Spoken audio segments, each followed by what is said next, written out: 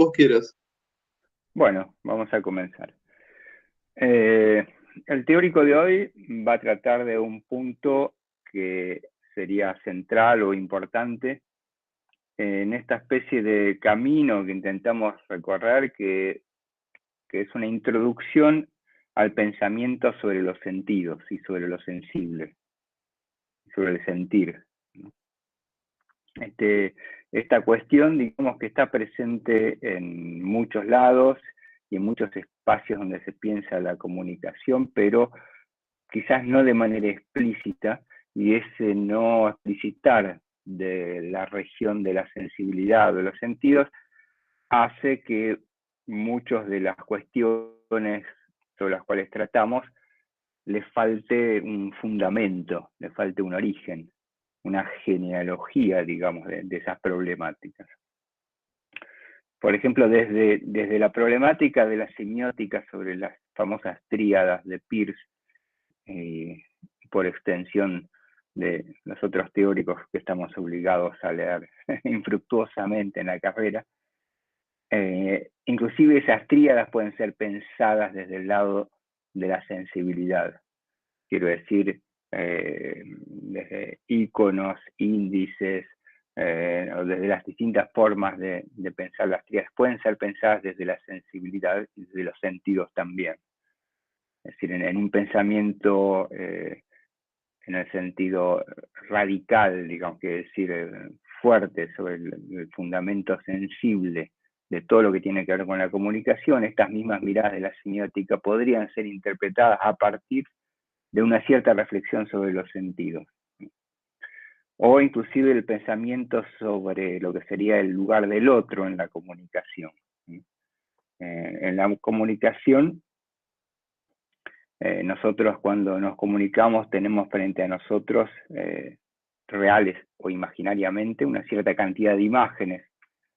Imágenes a las cuales en principio no les corresponde un cuerpo. ¿Qué quiero decir con imágenes a las cuales no les corresponde un cuerpo? Quiere decir que esas imágenes de los otros, que nos escuchan, que nos ven, con los cuales hablamos, tienen una sensibilidad propia que nosotros no conocemos. Por eso, imágenes a las cuales no les corresponde un cuerpo sensible, sino que para nosotros lo sentimos como imágenes. Sin embargo, lo que hacemos en la operación comunicacional, nosotros es depositar sobre esas imágenes una sensibilidad. Es decir, pensamos que el otro está sintiendo algo. Si nosotros no pensáramos que el otro, cuando hablamos, cuando nos comunicamos, cuando transmitimos a través de cualquier medio de comunicación, no está sintiendo algo, la comunicación no tendría sentido. Si fueran simplemente figuras de cartón o robots, ¿no? Que la gran diferencia entre un robot y un ser humano y un ser vivo es esa. El día que los robots, uno puede decir que tengan sensibilidad, ya dejarían de ser robots, y aunque tengan forma de robots, habría que llamarlos de otra manera.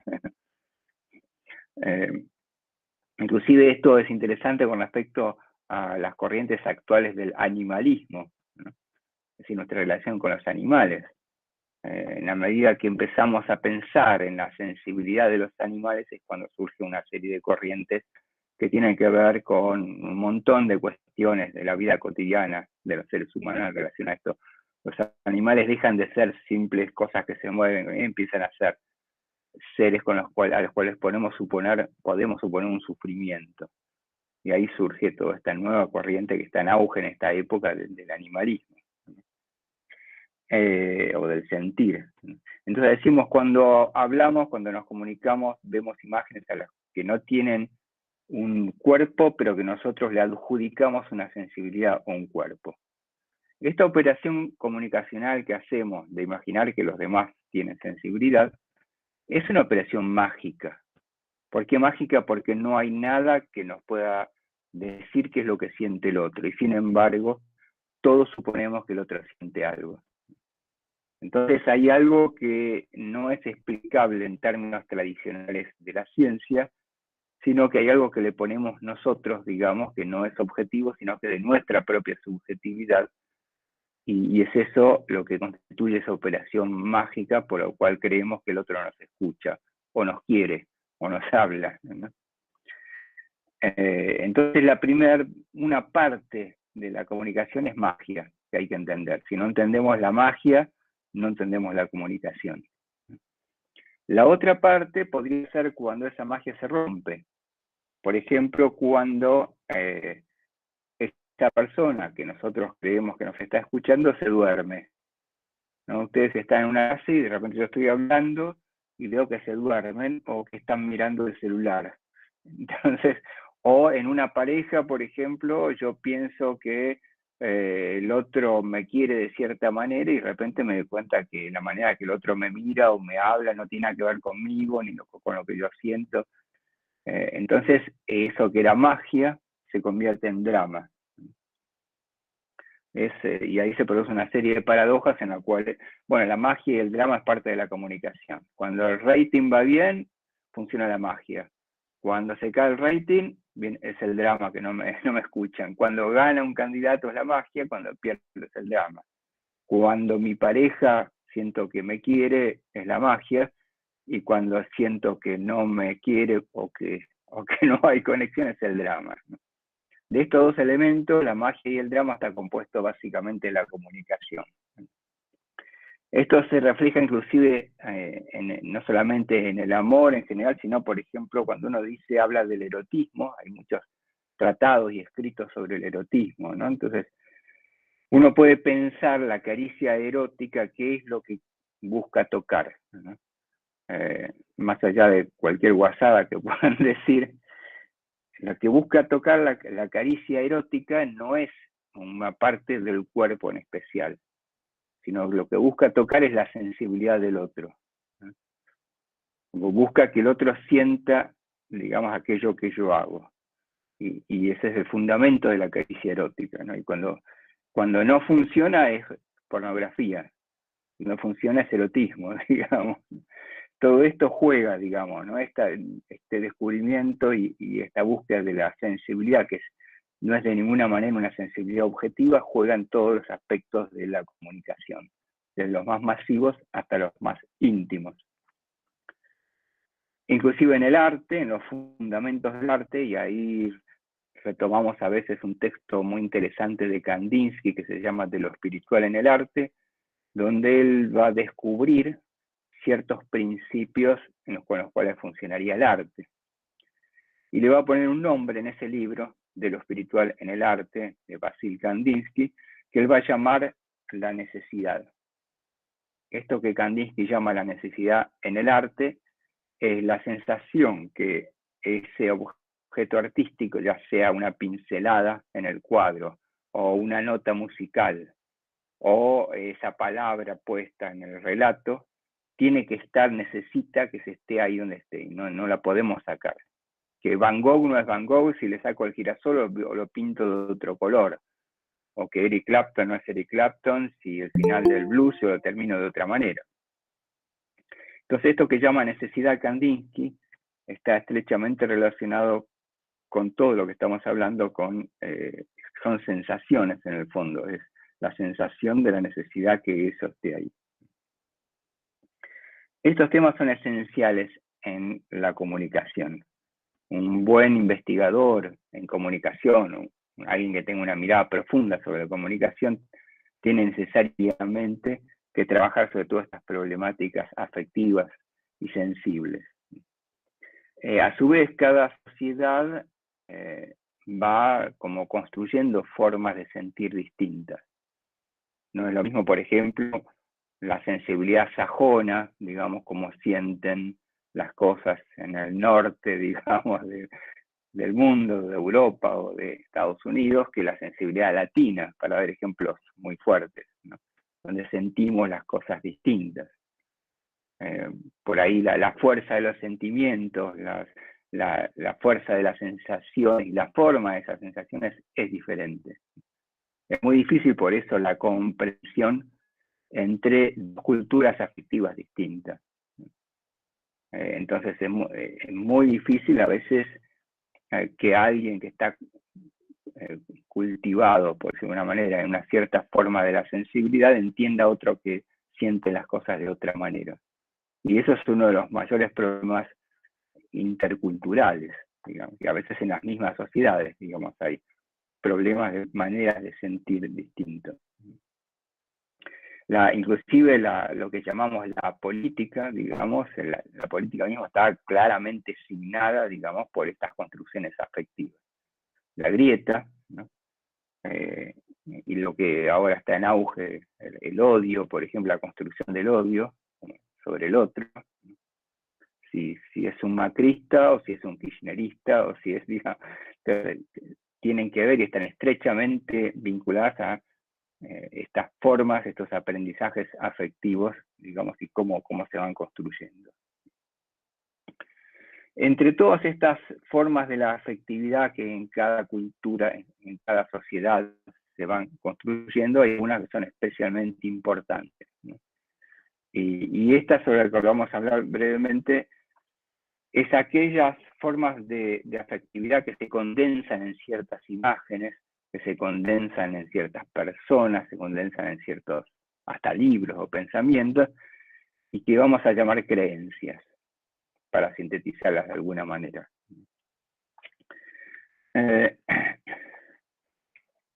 Hay un libro muy interesante, hay un escrito por un tal Etienne de la Boétie. Etienne de la Boétie fue un escritor francés que murió muy joven, que nació en 1530 y murió en 1563. Vivió nada más que 33 años. Etienne de la Boétie escribió un solo texto importante que después fue muy comentado, reproducido por algunos pensadores, en especial por su amigo, que era Montaigne, el gran amigo de Etienne de la Boétie era Montaigne, que se llamó el discurso de la servidumbre voluntaria, si acá pusieron la servidumbre mansa, es una traducción, efectivamente, el discurso de la servidumbre voluntaria. En el discurso de la servidumbre voluntaria, la Boétie, que va a morir a los 33 años de una de las grandes epidemias de peste, ¿no? Y que Montaigne se va a lamentar toda su vida, digamos, de la muerte de su gran amigo, Etienne de la Boétie. Él se va a interrogar sobre por qué los pueblos obedecen, por eso la servidumbre voluntaria, pese a que esa servidumbre no sirve a sus propios intereses. Por eso la pregunta que se hace la Boétie en esa época, que lo escribió entre los 16 y los 18 años este texto, que es maravilloso, y en esa época es todavía actual, es absolutamente actual cuando uno se pregunta por qué de repente la gente vota ciertos candidatos o apoya ciertas ideas, ¿no? Pese a que esas ideas o esos candidatos podrían estar en contra de sus propios intereses. Este problema que intentó de alguna manera combatir alguna corriente pedagogista en algún momento de la historia, especialmente Paulo Freire y algunos otros grandes pensadores de la educación, que pensaban que a través de la educación se podía solucionar este problema. Y fracasaron, digamos. Es decir, no hubo forma de... era la teoría de la concientización, digamos, que a través de la toma de conciencia, aquellos que eran explotados se iban a dar cuenta que aquellos que estaban apoyando no eran sus verdaderos representantes, iban a reconocer sus propios intereses y se iban a rebelar. Y esto claramente no funcionó, digamos, más allá de que fue un pedagogo importante, digamos, Paulo Freire. Pero este problema que la Boétie planteó, digamos, en esa época, está basado en este tema. Cuando empieza el texto de la Boétie, empieza de la siguiente manera. Dice Homero, ¿no? Homero, el escritor que no sabe, quizás el primer historiador, que no se sabe si existió realmente o no, pero bueno, Homero cuenta que un día, hablando a un público, Ulises le dice a los griegos: no es bueno tener muchos maîtres en francés, muchos tiranos, muchos, no sé cómo traducirlo. Lo bueno es tener uno solo. Esta idea del uno. ¿no? ¿Por qué es bueno tener un solo tirano y no muchos? ¿Y por qué en algún momento la poesía iba a decir, una vez que muere el rey, la famosa frase, muerto el rey, viva el rey que sigue, ¿no? Y la poesía iba a decir que las tiranías se solucionarían si la gente de repente simplemente dejaría de desear a esa tiranía. Dice, con solo el hecho de no desear más una tiranía, ya esto terminaría y vendría la libertad. La libertad no existe solamente porque no se la desea. Lo que no termina de explicar la poesía, más allá del tema del uno, es por qué es esto, ¿no? ¿Por qué la libertad no es deseada o qué es lo que provoca esto? Uno de los posibles explicaciones que después van a retomar otros pensadores en otros siglos de la historia, como Freud en Psicología de las Masas o como otros, es que algo de todo esto tiene que ver con el mundo de la sensibilidad y de las sensaciones. O con cierta, decirlo en otro registro, con la angustia que produce la libertad. Después Erich Fromm también, en un texto muy famoso, El miedo a la libertad, va a trabajar un poco sobre este tema. Entonces, como si la vida fuera un largo trayecto entre la angustia y la solución de la angustia, ¿no? La angustia como la necesidad de tener algo que no tengo y que por lo tanto me angustia, y la completud de poder, la idea de completud de algún momento poder tener eso que me falta. El psicoanálisis se va a encargar de trabajar bastante sobre esta problemática, intentando simplemente que nos resignemos a no encontrar esa completud, ese objeto de ese, bueno, esto no lo podemos encontrar, pero lo que no se puede hacer es que los pueblos se resignen y que dejen de buscar a alguien, digamos, que ocupe ese lugar. Y ese lugar es el lugar de la creencia. La creencia viene a solucionar este problema, de alguna manera, parcialmente. Entonces, de lo que vamos a hablar brevemente es de algunas lógicas de la creencia. Las creencias van a tener un vínculo muy estrecho después con todo lo que vamos a trabajar en comunicación, digamos, por qué una marca nos gusta más que otra, por qué un dirigente político nos gusta, una política nos gusta más que otra, o por qué si tenemos una cierta identidad, todo eso tiene que ver con las creencias. En un momento, yo trabajé mucho en investigación, digamos, de distintos tipos de comunicación, y le voy a dar un ejemplo muy tonto, dos ejemplos muy tontos, digamos. La pintura, ¿no? Una pregunta era, ¿con qué marca de pintura ustedes pintan su casa? Y entonces en los focus groups que hacíamos, bueno, las investigaciones, aparecían mayoritariamente en la Argentina Alba. Pinto mi casa con Alba. Le preguntamos, ¿por qué pinta usted su casa con Alba? ¿Por qué? Porque otros también pintan su casa con Alba. Entonces, saber que otros pintan su casa con Alba, eso me da la sensación que de cierta seguridad, que debe ser más o menos buena, si no todo el mundo no pintaría su casa con la marca Alba. Es decir, los fundamentos de una creencia, es una creencia, una marca, ¿no? Están estrechamente relacionados con lo que supuestamente los demás creen y hacen. O el otro ejemplo es con respecto a los diarios, ¿no? ¿Qué diario lee usted? Yo leo Clarín. Esto es una investigación que hicimos para otro diario distinto de Clarín. Entonces preguntábamos, yo leo Clarín, ¿y por qué usted lee Clarín? Y leo Clarín porque se lee Clarín, porque todo el mundo lee Clarín. Nadie vería un canal de televisión que sea solamente dirigido a uno mismo, ¿no? Donde las noticias que aparecen solamente las de uno mismo. No tendría sentido, digamos, sería absurdo. Lo que atrae es ver un canal de televisión o un noticiero que nosotros sabemos que otros lo ven y que por lo tanto nos conecta con esa realidad que en realidad es esa regla construida y esa creencia en eso, en esas noticias o en esa comunicación. Entonces, en el fundamento de la creencia, de la construcción de creencias, está este tema de la unificación. De la unificación quiere decir lo que va en contra de la creencia. Aquello que la creencia intenta combatir es la sensación de desunificación, de fragmentación, de estar separado, de estar dividido, de estar lejos cuanto más nos unifica la creencia, cuanto más nos sentimos unidos a los demás, más fuerte es. Y básicamente es una sensación que produce cierta euforia.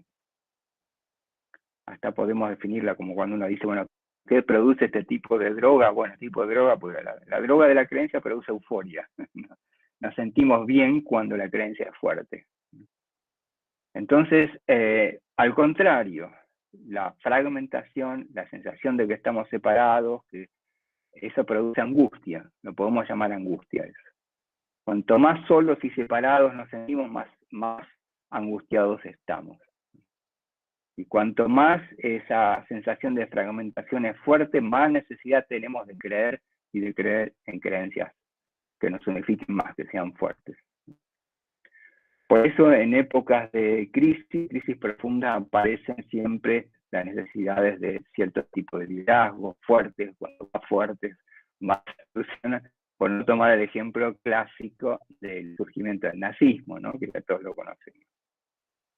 Si bien en el surgimiento del nazismo, ya que estamos tomando ese ejemplo, no está solo la angustia, que fue esencial, la hiperinflación, la crisis económica, la derrota y la humillación militar en la época del nazismo, también está cierta cultura, y esto es importante pensarlo cuando pensamos las creencias, cierta cultura previa de los alemanes con respecto a las formas que podían conectarse y unirse entre sí. Es decir, no es solo, el nazismo no es solo consecuencia de la humillación o del sufrimiento, es también consecuencia de ciertas culturas y ciertas maneras de incorporar sentimientos y unirse entre sí. Si pensamos, por ejemplo, en Malvinas, para dar un ejemplo, ¿no? Lo de Malvinas, que el Galtieri, digamos, el militar borracho que va, o adicto al whisky, que se le ocurre de repente, después de la gran crisis de Martínez II, de la época de los militares, una salida a esa crisis por medio de la guerra de Malvinas, tuvo bastante éxito en cierto momento en la población, porque tenía que ver con ciertas raíces afectivas que tocaban a los argentinos. Por eso la derrota de Malvinas después no solamente va a modificar cuestiones, va a modificar también cuestiones esenciales de las formas de sentir de los argentinos. Lo que pasó después y el hecho de que Alfonsín gane las elecciones, por ejemplo en el 83, tiene que ver también con ciertos cambios en la afectividad originados en la derrota de Malvinas, en las formas de sentir.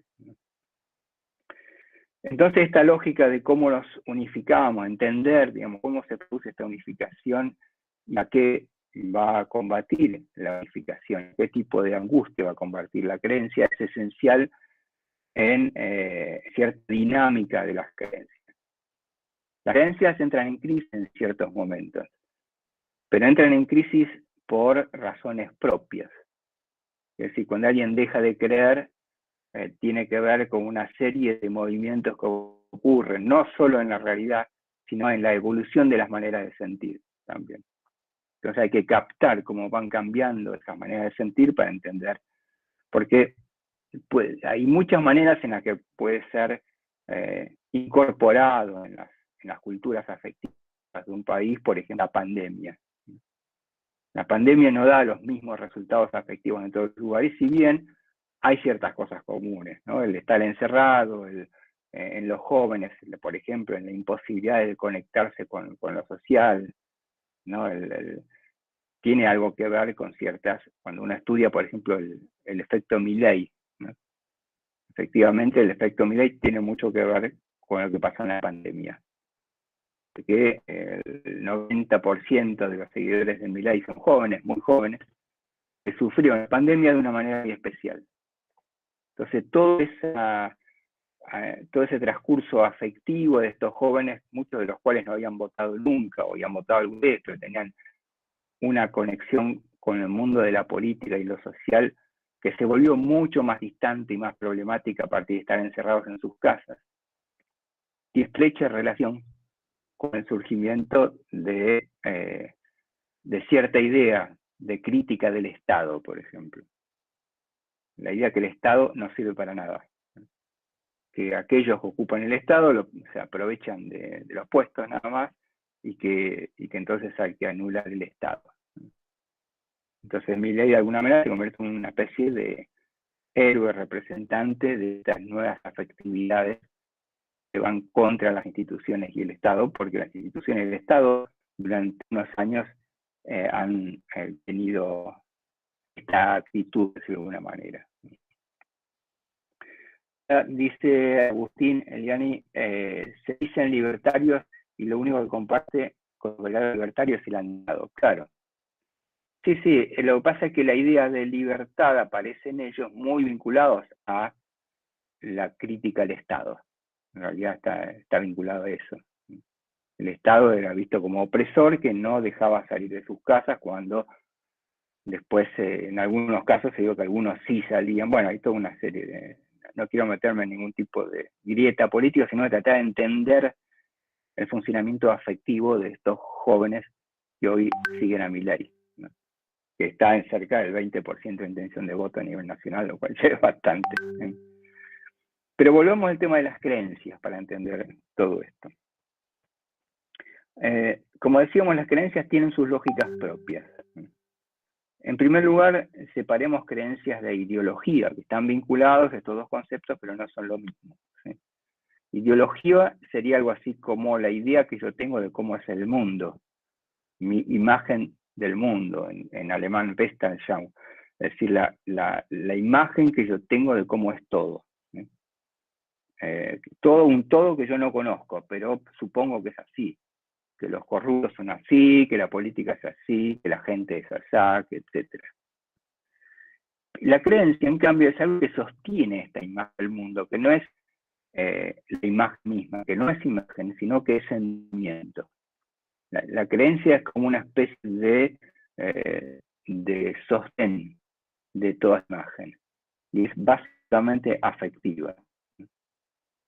Para entender cómo funciona esta afectividad, vamos a trabajar sobre dos tipos de creencias, brevemente. La primera son las creencias que vamos a llamar centrípetas o fuertes, que son aquellas creencias que tienden a incluirnos, a solucionar este tema de la angustia de estar solo, incluyéndonos en la propia creencia. Son estas creencias religiones, creencias políticas fuertes, puede ser desde izquierda o derecha, no importa cuál sea ella, siempre que nos incluya fuertemente, sensatoriamente en esas sensaciones de pertenecer y de estar juntos con los demás. Puede ser hasta una teoría como el psicoanálisis, y yo creo, digamos, totalmente en el psicoanálisis y me siento incluido y estoy también, ¿no? Cualquier cosa que nos produzca esta sensación de pertenecer y de unificarnos. ¿De qué hablan todas las creencias, todas estas? Religión, psicoanálisis, política, todas hablan de lo mismo, del sufrimiento de la gente. En el fondo, el trasfondo de toda construcción creencial es el sufrimiento. Y todas van de alguna manera a tener una historia, a construir una historia de ese sufrimiento. Para que una creencia sea creíble, tiene que relatar una creencia, una historia de cómo se produjo esa manera de sufrir. Por ejemplo, en los libertarios, bueno, es el Estado, que con sus órganos burocráticos, es la casta, puede ser la casta política, que nos produce este sufrimiento porque se lleva todo lo que nosotros deberíamos tener. Otros pueden decir la lucha de clases. En la lucha de clases, la que a través de la historia va produciendo el sufrimiento de la gente, en los explotados. O puede ser, en el caso de las religiones, hay un relato del sufrimiento de la gente. ¿Cómo solucionar este tema de la enfermedad, la muerte, el sufrimiento, etcétera? Todas son historias que atacan el mismo problema. En el fondo, este sufrimiento, como decíamos antes, tiene que ver con la fragmentación del cuerpo subjetivo, podríamos darle un término teórico, ¿no? La pérdida, algo perdido. Todas las creencias construyen un camino de salida al sufrimiento. Esto también es importante. Hay un camino de salida al sufrimiento que puede ser la revolución socialista, o puede ser la toma del liberalismo y la destrucción del Estado y del Banco Central, por ejemplo, o puede ser la entrega a Dios, en el caso de las religiones, o a la meditación, o puede ser el análisis mismo, en el caso del psicoanálisis. Es decir, en todos estos caminos hay un camino de salida al sufrimiento descrito donde hay una cierta práctica, hay una práctica y hay ciertas palabras y cierto discurso que nos lleva, que nos acompaña en este camino. Una en pregunta. Estos relatos hay, sí. En todos los casos es una farsa, digamos, porque suele pasar que la ideología de otro nos parece una farsa, o dicen, mirá, si se va a liberar de, no sé, el sufrimiento con tal cosa, y otro también puede pensar lo mismo de que yo busque, no sé, la revolución, o sea, ¿en todos los casos es una farsa, o en todos los casos es posible, una ilusión, o un horizonte necesario, no sé?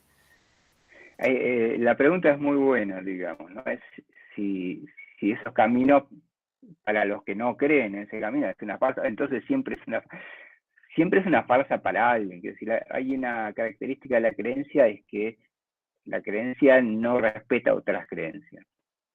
Es siempre imperialista, digamos, siempre intenta ser la única. Por lo tanto, la otra no puede ser verdad.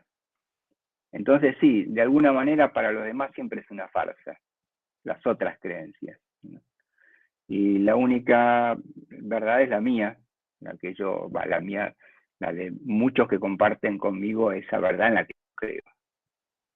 En realidad, cuando uno habla de farsa en relación con el deseo, porque todo esto tiene que ver con el deseo de dejar de sufrir, deseo de buscar aquello que me complete, ¿no? No podemos decir exactamente que es una farsa en ningún caso. En realidad en ningún caso es una farsa, ¿no?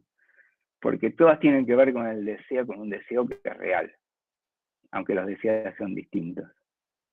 Entonces, no son las ilusiones que tienen que ver con esto, no son mentiras, sino son ilusiones que tienen que ver con algo que es real en el campo de los sentimientos. ¿Se entiende, más o menos? Sí, perfecto. Bien. Entonces decimos representantes, siempre representantes, que hasta un poco folclórica podría decir de algún gran padre que origina esa creencia, ¿no? Es decir, cada uno tiene sus propios padres, ya sea que se llame Marx, que se llame Cristo, que se llame Freud, que se llame, no me acuerdo cómo se llama el teórico que sigue Milley, el austríaco, el economista austríaco, que siempre hay algún gran padre, digamos, del cual tiene representantes en esta tierra, y que esos representantes nos van a llevar al fin del sufrimiento. Y siempre hay un fin del sufrimiento.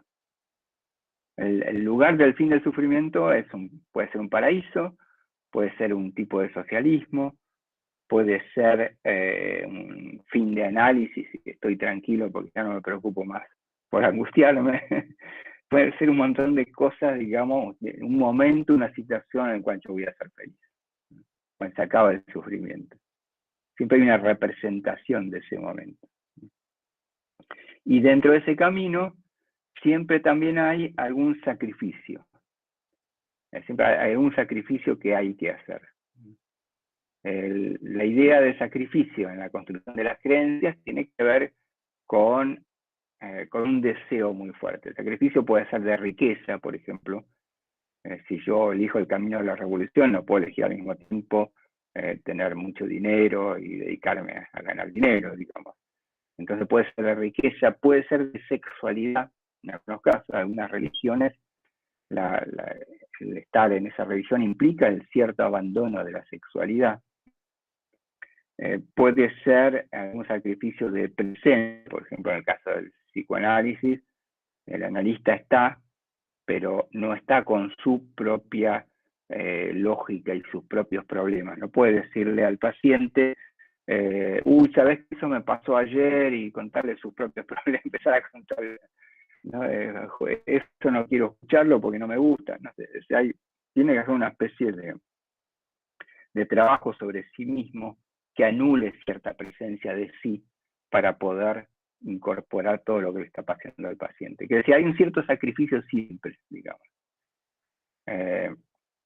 Entonces, inclusive en el discurso de Milei, yo hace poco sacó algo muy interesante, donde dice que a él no le interesa el poder, que no le interesa estar en la casta, que él simplemente está tranquilo haciendo lo que hace, porque le gusta hacer un poquito de economía y nada más. Está bien, bueno, pues sí, es parte de una campaña, pero es parte de una construcción también, ¿no? De lo que del sacrificio que yo hago. Digamos, cada uno hace un sacrificio. Entonces, como decíamos, todas las creencias son expansivas y no admiten la diferencia. No son ecológicas, no puede haber una ecología de las creencias. Por eso cuando yo creo en la democracia, por ejemplo, puedo respetar otras creencias y decir, es democrático respetar otras creencias. Hasta que aparece un nazi y me dice, bueno, yo creo lo contrario, voy a tratar de armar un partido nazi y que se acabe todo esto.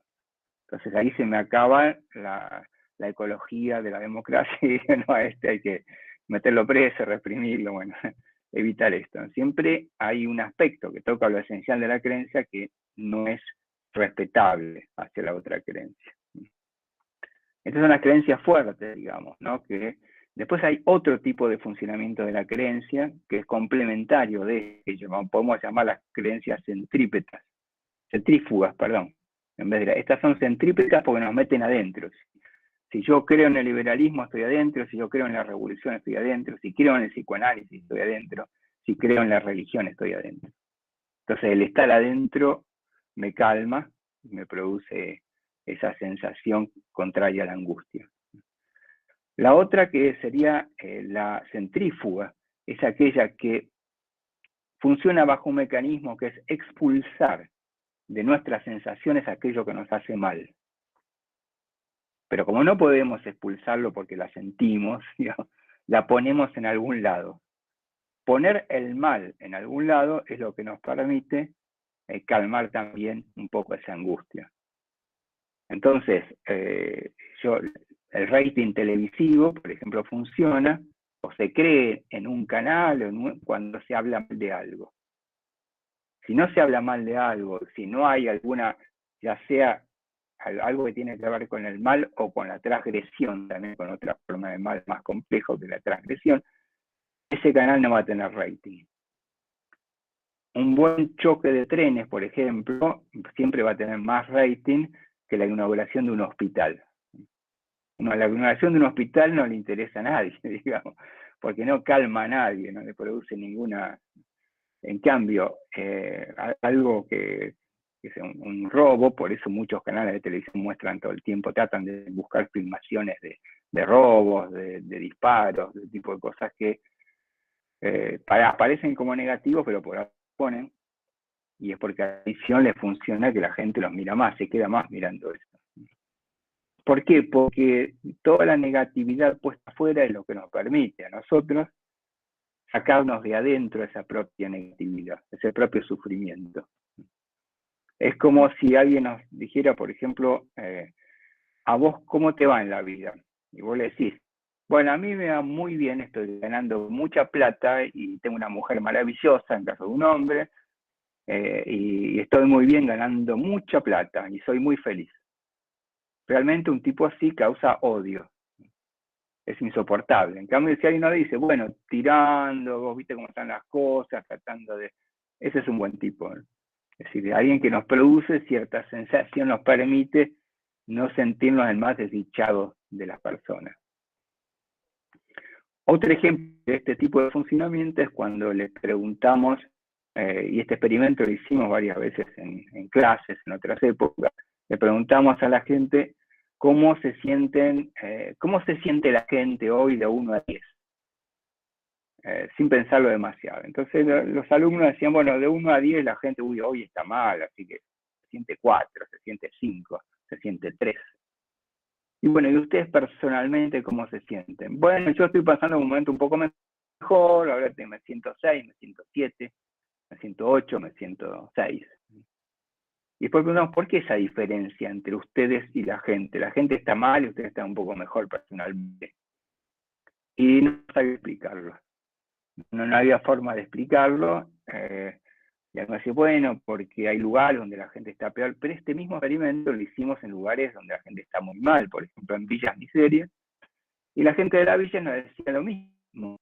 ¿Y por qué? Entonces, porque los del fondo de la villa están un poco peor y acá estamos un poquito más dentro de todo. Es decir, es un mecanismo, digamos, que funciona para expulsar el mal hacia afuera y entonces sentirnos un poco mejor nosotros. Y este mecanismo funciona en los medios de comunicación, ¿no? Es decir, ese medio que no permite, y sobre todo en épocas de crisis o en épocas de grandes problemas, un medio que no permita poner la negatividad en algún lado no nos va a producir esta sensación de calmarnos frente a nuestras propias angustias. Entonces, estas son dos formas, dos relatos distintos, pero complementarios sobre cómo funcionan las creencias. Claro que cada época y cada cultura afectiva y cada manera de sentir en cada país va a tener una lógica distinta. Quiero decir, en algunos casos va a producir un tipo de creencia, en otros casos otras, y aparte hay cierta tradición, costumbres, digamos, que están insertadas en nuestro ADN afectivo, ¿no? Y que va a tener mucho que ver con cómo construimos estas maneras de sentir. ¿Sí? Esencialmente esto es lo que yo quería comentarles, digamos, ¿no? Que es fundamental empezar a incorporar en una mirada sobre la sensibilidad, la afectividad y la comunicación, esta manera de mirar, digamos, a la sociedad y a la gente, donde estén incorporadas las maneras de sentir y las maneras de construir creencias y afectividades. Así que yo simplemente le preguntaría si alguno tiene alguna pregunta en especial, si no, ya estaríamos terminando sobre este tema.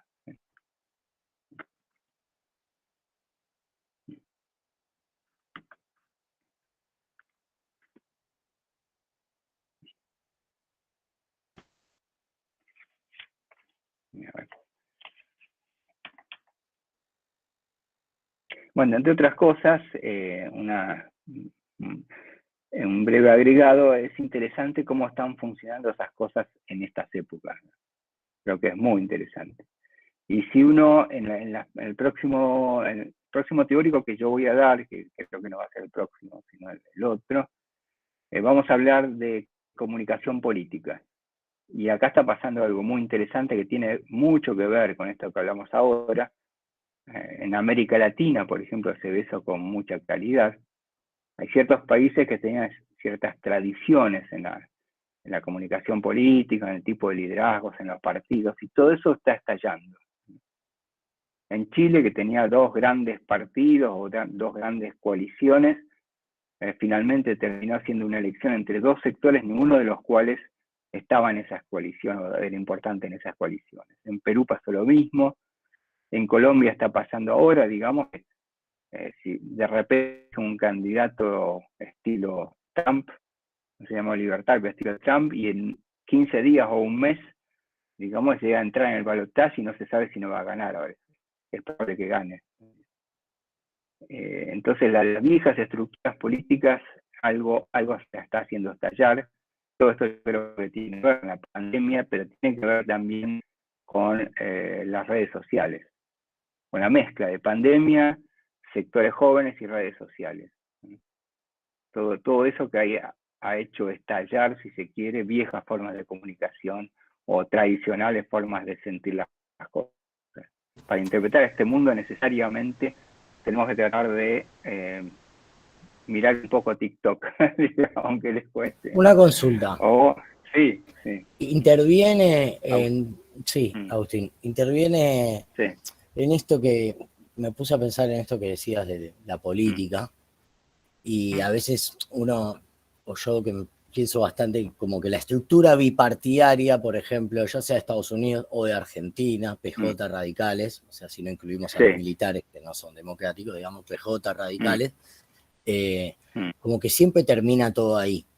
Entonces ahora, por ejemplo, hay nuevamente una dispersión bastante del voto, está Milei y toda esta historia, y ha crecido la izquierda, pero como que siempre hay una sensación en la Argentina de que igual vamos a tener que decidir entre, ponele, si fuese hoy, entre Alberto Fernández y Larreta, nadie que hacia los dos, pero digo, ponele, tenemos que decidir por como hay una parte ahí de lo afectivo, de lo psicológico, que hace que los argentinos, no los argentinos solamente, también los estadounidenses, por ejemplo, como que digan, sí, vamos a romper la estructura, y después como que se vuelve a formar una estructura bipartidaria, básicamente. Termina de nuevo en... Es interesante lo que decís. Trump no fue algo típico y tradicional de Estados Unidos. En realidad usó el Partido Republicano, así como otros usaron otros partidos, digamos, también. Pero no fue tradicional Trump de Estados Unidos. En el caso de Milei, por ejemplo, ahora consiguió que el Partido Demócrata, que es un antiguo partido oligárquico mendocino que tiene estructura en todo el país, sea el partido que lo va a sostener, ¿no? Y un poco Milei viene a romper, uno dice, bueno, no, al final este no va a ser presidente.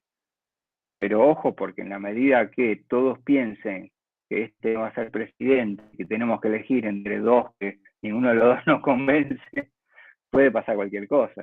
¿No? Depende de cuánto tenga esa sensación de que esto ya lo vivimos otra vez entre uno y otro. El primer signo del desgaste yo creo que fueron las elecciones del año pasado, las elecciones del 2021, donde votó mucho menos gente. Es un fenómeno interesante y eso yo lo vi en muchos lugares, pero en general hubo un voto mucho menos masivo de lo que normalmente votaban. No sé, Claro, un 5 o 6. Sí. Digo que, viste, Agustín, que en el 2001, por ejemplo, hubo, o sea, después del mensaje de que se vayan todos, en realidad en el 2003 el 70 y pico % de los votos se los llevaron igual el peronismo y el radicalismo. Me hacía acordar esto de muerto el rey, viva el rey, digamos. Viva el rey. Yo soy recontra kirchnerista, pero digo, tampoco se puede dejar de observar cómo realmente, o sea, termina como volviéndose a conformar como en esas dos viejas corrientes populares con nuevas formas, nuevas actualizaciones, pero como que parecería que, no sé si es algo psicológico o es que son las únicas opciones que hay en el país con estructura nacional, digamos. Sí, hasta ahora fue así, lo cual no quiere decir que sea siempre así. Yo creo que Milei viene justamente a poner en cuestión esto. Lo que no funcionó por la llamada avenida del medio en otra época, que iba a ser Massa, que iba a ser otros, que no iban a hacer ni una cosa ni la otra, y finalmente la polarización los destruyó, digamos, entonces tengo que sumarse a un lado o al otro. Esta vez surge por un lado que nadie lo esperaba, como suelen pasar estas cosas, ¿no? En estos campos, surge a la derecha de Cambiemos, ¿no? Y es serio, yo ¿no? creo, Es bastante serio. Perdón, yo creo, retomando lo de Agustín, me parece que esa lectura la podemos relacionar con todo lo del teórico de hoy, que tiene que ver con también lo conocido da más seguridad.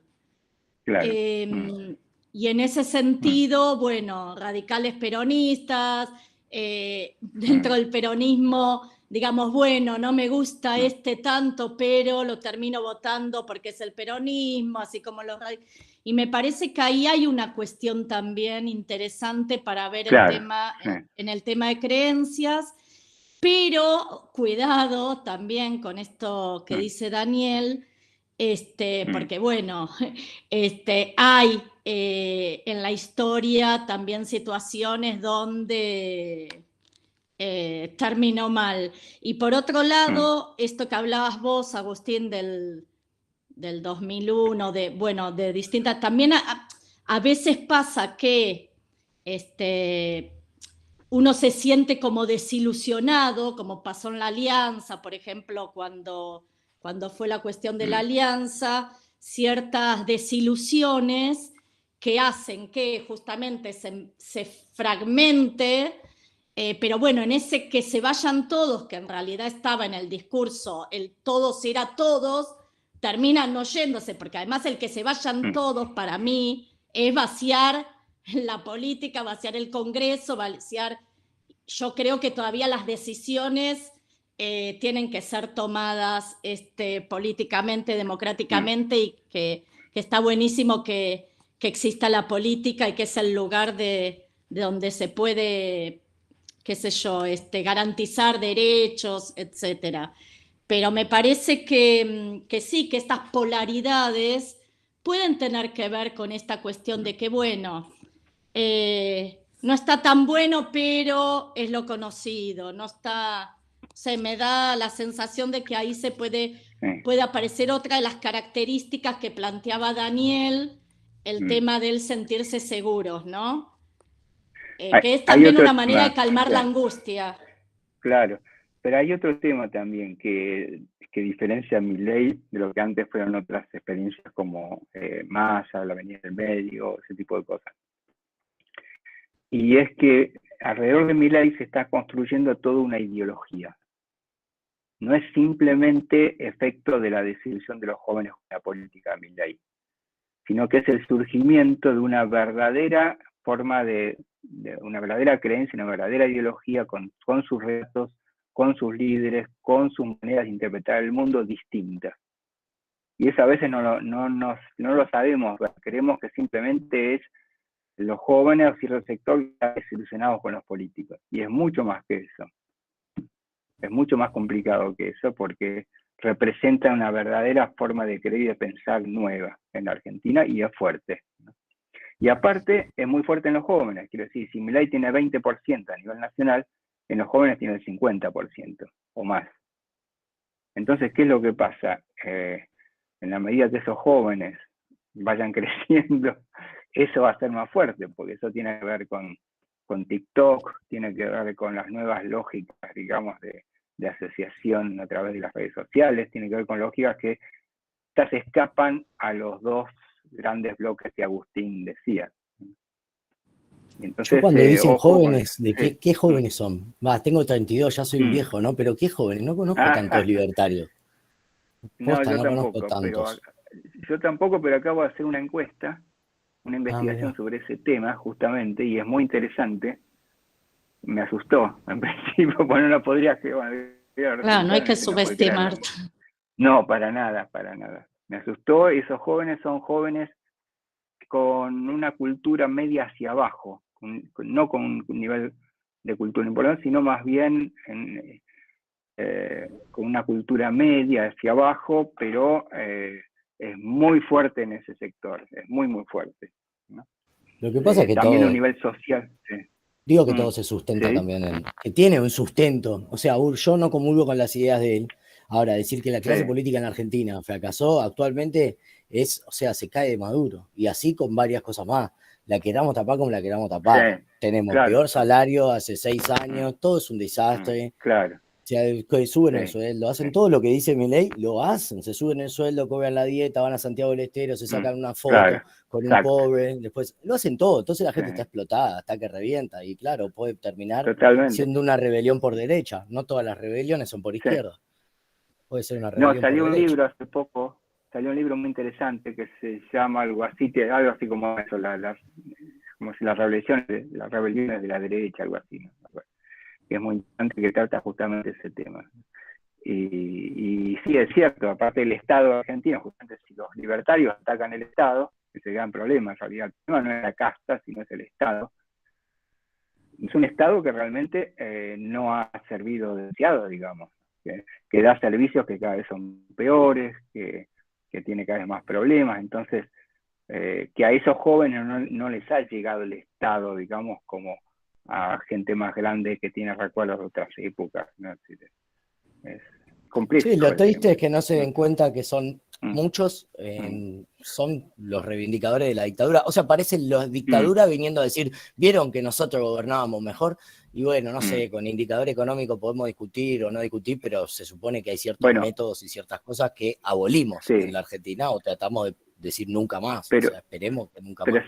¿sabés qué periodo histórico reivindican? Eso también lo me dio muy interesante, eso, ¿no? El periodo histórico que estos jóvenes reivindican, y eso debe ser por influencia de Milei mismo, es el de Menem. ¿Cuál es el de Roca? El de Menem. Pensé que el de Roca. No, el de Roca. Sí, él dijo que fue el político, sí. El gran transformador, como dijo Mauricio. Exactamente, el gran transformador, ¿no? Y ese es el periodo, mientras que los de Cambiemos tienen dos sectores, momentos históricos de referencia, algunos en Macri y otros en Alfonsín, mientras que el kirchnerismo tiene su referencia fundamentalmente en Néstor y algunos menos en Cristina, estos tienen su referencia en Menem, y muy fuerte, ¿no? Así que bueno, no es un tema, por eso es que tienen todo un relato armado, no es una cosa circunstancial que se vaya a terminar si algo anda un poquito mejor, ¿no? Es una cuestión seria que rompe con ese bipartidismo, claramente rompe, ¿no? Y como el periodo que sigue, en la historia y en las elecciones por la crisis del Estado argentino va a ser el sector que se opone a la que actualmente, y eso pasa en toda América Latina, ningún oficialismo gana.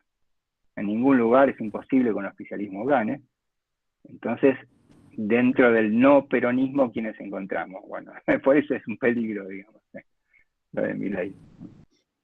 Daniel, es muy interesante, bueno, el artículo que compartió ahí Pedro Greco en el chat, lo recomiendo, de Revista Anfibia, pero me parece muy interesante cómo incluso cuando se hace alarde de un pseudo-intelectualismo por parte de los pseudo-libertarios, en realidad toda la movida pasa fundamentalmente por lo afectivo, inclusive por el sentimiento de quiero sentirme intelectual adhiriendo a una determinada posición política que es falsamente intelectual porque es pura pulsión de bronca o de puro sentimiento, ¿no? Hay transgresión también. Sí, hay transgresión también, sin duda. La transgresión está muy presente, como estaba presente en Menem también, en su época. Sí, totalmente. O sea, si te fijas el discurso de los que queremos prevenir, ¿cuál es el discurso? Sigamos con todo igual, que va a ser mejor que este que es peor. O sea, con ese discurso, en el medio de la desolación, querés conquistar a alguien, digamos. ¿Quién quiere conquistar? Imposible. Por eso se vienen momentos de grandes tormentas, ¿no? Bueno, esa tormenta ya estamos acostumbrados, pero siempre. Sí, estamos en temporal, hace 6 años temporal. Hace 6 años, 7 años de temporal. Exactamente. Pero bueno, siempre se puede estar peor. Miedito, dice Germán. Bueno, sí. Así que bueno, entonces en el teórico yo les voy a mostrar algo también de esta investigación sobre los jóvenes que votan a Milei, puesto que ni Agustín ni yo conocemos a ninguno. No sé si ustedes conocen a alguno. No. Vamos a charlar un poquito sobre lo que recogí en esas. Hice algunos focus groups con votantes de Milei, muy interesante. Así que bueno. Bien. Bueno, terminamos acá, gente, si les parece bien. Y nos vemos el próximo lunes. Muchas gracias. Gracias.